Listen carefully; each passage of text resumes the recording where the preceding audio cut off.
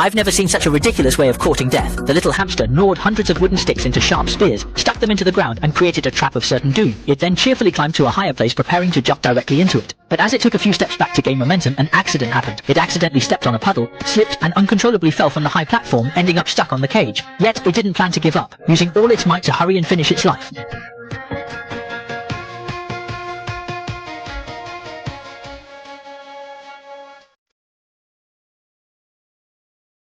And thus, the Smurf successfully returned to the rebirth center in heaven. However, this time it didn't get its long-dreamed peacock, but instead was reincarnated as a fish. Even worse, it was a goldfish destined to be trapped in a fish tank for its whole life, which enraged the Smurf even more, greatly influencing its plan to defy destiny. After 3 full days of thinking, it came up with a good idea, using Poseidon's toy trident to finally escape the fish tank, conquering the hardest step. With that done, its plan to court death advanced smoothly.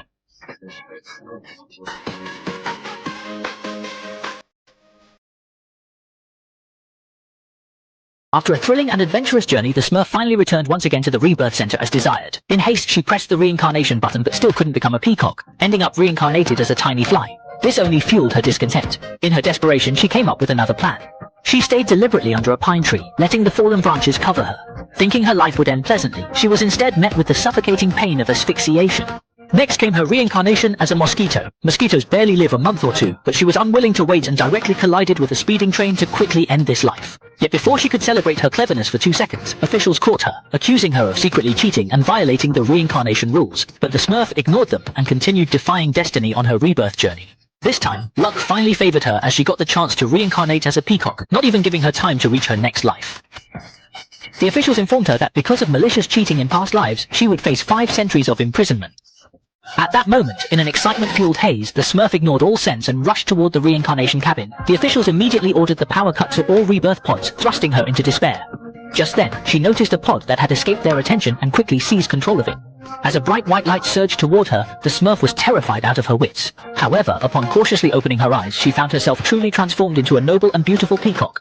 She couldn't help but gracefully unfold her dazzling body, marveling at her own beauty. At this moment, all her previous efforts paid off, and everything she sacrificed was rewarded. Standing before the magnificent world she had sought, her poetry and distant aspirations finally realized. Her heart burst with joy, tears welling in her eyes. But just as she spread her wings to soar freely into the skies, a bolt of lightning suddenly struck, ending her short life.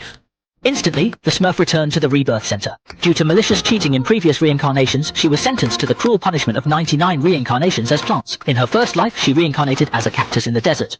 She endured a lifetime of harsh winds, scorching sun, and the unforgiving desert conditions. Unexpectedly, her friend Yellow Smurf also reincarnated as a cactus. Even more surprising was Yellow Smurf's reaction to becoming